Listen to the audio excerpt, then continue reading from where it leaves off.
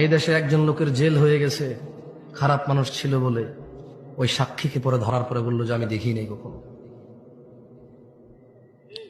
দেখেন, পৃথিবীর সবচেয়ে বড় অপরাধ শিরক, তারপরে বাপ মা। আল্লাহ নবী হেলান দিয়ে বলছেন দুইটা কথা, এরপর তিনি সাডেনলি হেলান থেকে উঠে গেছেন।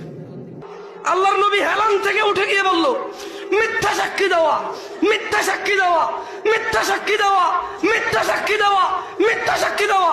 সাহাবারা সবাই বললেন, ওহো, উনি বলতেইছিলেন।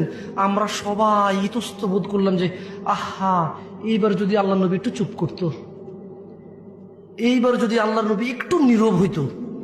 এই মিথ্যা সাক্ষ্য দেওয়ার কথা উনি বলতেছিলেন, রিপিট অ্যাগেইন।